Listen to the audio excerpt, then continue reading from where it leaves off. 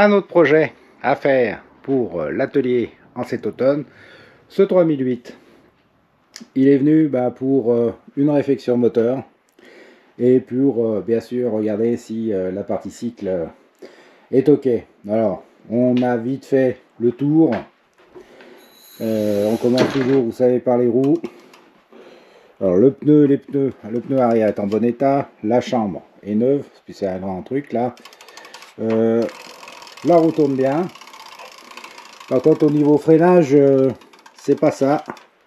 Quand on freine, vous voyez, ça freine mal. Donc je pense que le tambour, les mâchoires sont usées. Il faudra vérifier ça. Sur la roue avant, le pneu, il est neuf. Par contre, on voit qu'il est usé ici. Donc il faudra regarder pourquoi. Ça doit sans doute toucher quelque part par là. Les freins, quand ils freinent, ils sont plus sur le cerclage. Donc ça sera à revoir certainement aussi. J'ai regardé, il n'y a pas de jeu avant et arrière dans les moyeux, donc c'est déjà bien. Donc vérification des freins avant et arrière, ça semble indispensable. Si on regarde après la transmission, beaucoup de jeux dans l'axe. Alors là je pense que c'est plus que des cales, ça doit être la bague de pédalier, les bagues de pédalier qui doivent être usées, savoir si c'est nécessaire d'échanger ou pas pour le propriétaire, il me dira ça. Et puis bon, pour le reste, pas grand chose en particulier. J'ai remarqué que les manettes du guidon fonctionnaient bien. On va vérifier si les feux fonctionnent, bien sûr, dans un dernier temps. Et puis la plupart des accessoires sont là, que ce soit la boîte à outils, la pompe, la sonnette. Demandez s'ils souhaitent avoir un rétroviseur, ce qui est toujours bien, je le répète, dans la situation actuelle. Et puis voilà pour une vision rapide de la partie. Bon, voilà qui est fait. Moteur déposé. Il y a la baguette aussi qui est mal mise. Elle n'est pas à ce niveau-là, elle est au-dessus normalement. Et puis le moteur, il y en a besoin, on va dire.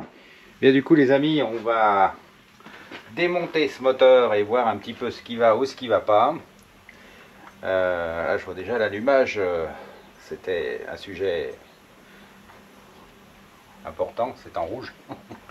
et voir ce qu'il faut changer ou pas. Alors pour démonter le moteur, on commence par tomber le réservoir. Voilà qui est fait. On le vide de sa vieille essence. Parce que 1, c'est de la vieille essence et on va pas faire les essais avec ça. Et 2, si jamais quand vous allez le stocker il se renverse, ça va puer partout dans l'atelier. Alors autant vider. Et puis on désosse le réservoir, c'est-à-dire on enlève ça parce que vous voyez c'est tout dur et on va remettre du neuf. On va enlever la durite parce que on va tout à la fois la nettoyer et enlever le filtre du réservoir qui se trouve ici. On va mettre un neuf. Et puis l'intérieur, vous voyez pas, mais il y a pas mal de vieilles cochonneries, donc on va le faire tremper pour le nettoyer au mieux.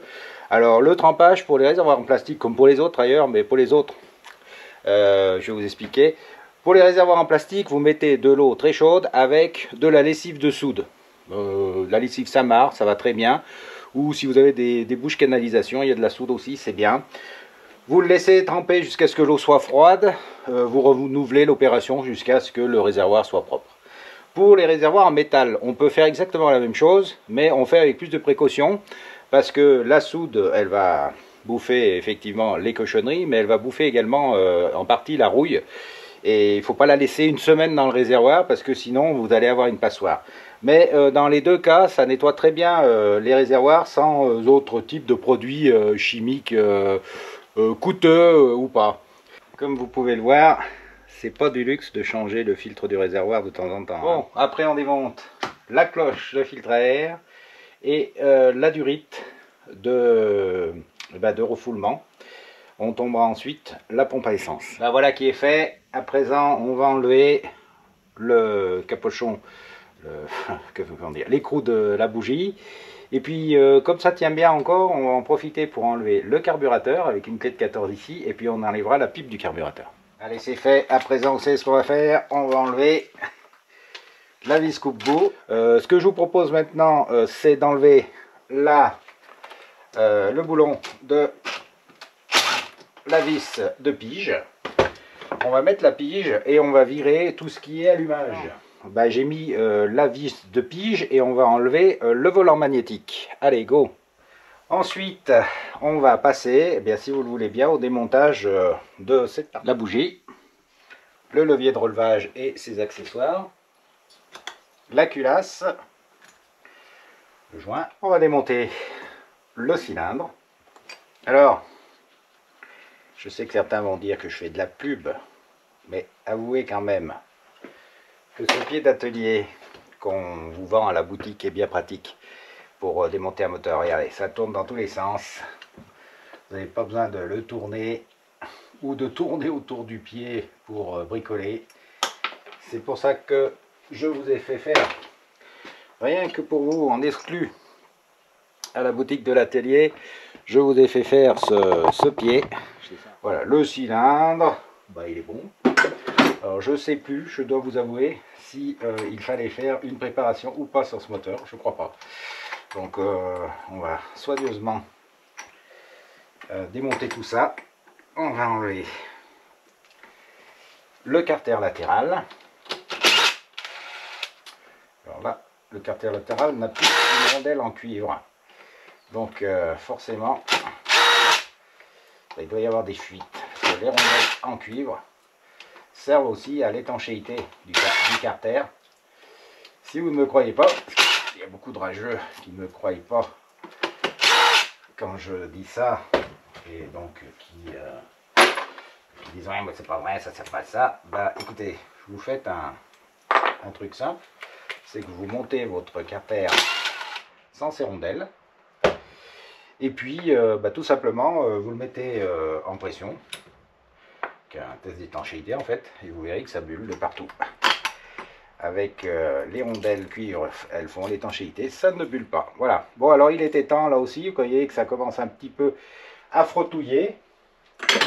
Donc, bah, c'est pas plus mal de l'avoir démonté. On va démonter la bielle et le piston en même temps. Voilà. On va récupérer tout ça. Et à présent, eh bien, on va passer de l'autre côté pour démonter bah, le plateau d'allumage. Voilà. Le plateau d'allumage a été enlevé.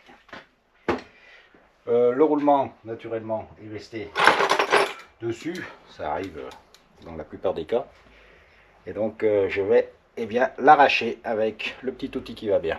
Ensuite, qu'est-ce qu'on fait? Eh ben, on va démonter tout simplement l'embrayage. Donc moi, j'ai ma grosse clé Facom pour le faire. Autrement, vous avez les petites clés Buzzetti.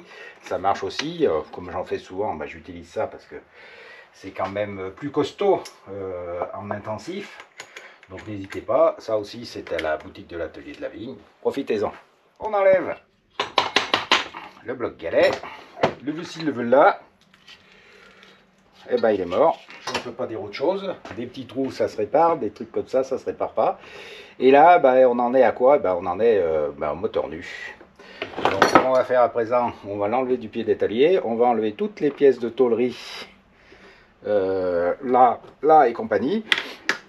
Et ensuite, eh bien ensuite, on ira à la presse pour enlever soigneusement le vilebrequin en essayant de préserver au mieux la collerette du carter. Vous remarquez qu'il était temps de changer le roulement. Écoutez.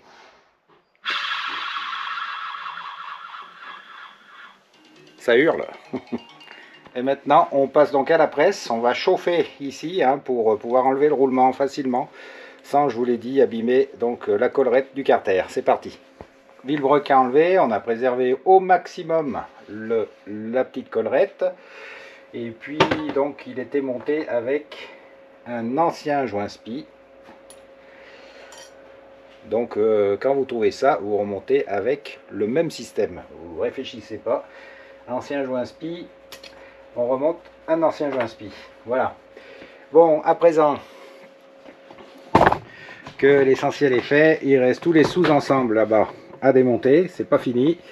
Donc on va démonter tout ça avec d'abord le bloc galet, la culasse, le carburateur, le piston, l'allumage, la flasque de côté de support moteur, et puis on reviendra après sur ce qui va, ce qui va pas, et notamment donc la flasque de galet qui est HS. Donc voilà, c'est terminé.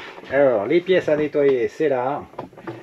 tout ce qui passe sous un gage, c'est là. Les autres plastiques machin, c'est là. Et là, eh ben, c'est ce qui va pas. Alors d'abord là, c'est toutes les pièces achetées qui sont ou cassées ou usées ou qu'il faut changer de toute façon. Ça, c'est un point. Et là, vous avez donc la flasque à galet. Alors, quand elle est légèrement fendue, c'est pas un problème. On peut la réparer à la colle époxy. Là, on en vend, la raldite, que vous trouvez sur la boutique de l'atelier de la vigne. Ça, c'est pas un souci. Mais quand il y a un trou comme ça, bah, c'est mort. L'embrayage, il est mort aussi. Alors, ne serait-ce déjà par l'épaisseur, vous voyez, des ferrots d'eau. Et puis, il se met aussi en travers. Donc, il n'y a plus de maintien. Là, les pions de fixation sont HS. Et puis, la plaque ici, elle est bien tordue. Et du coup, là aussi, bah, faut la changer parce qu'on peut la détordre. Mais de toute façon, ça va pas être terrible. Et ça fait surtout que le moteur est mal positionné sur sa roue. Et donc, bah, il ne travaille pas bien. Voilà, il monte mal, il redescend mal. Et surtout, dans les soubresauts, alors qu'il devrait eh bien, encaisser les soubresauts, bah, il va rester bloqué. Donc, il va y avoir une mauvaise usure du pneu. Donc, non.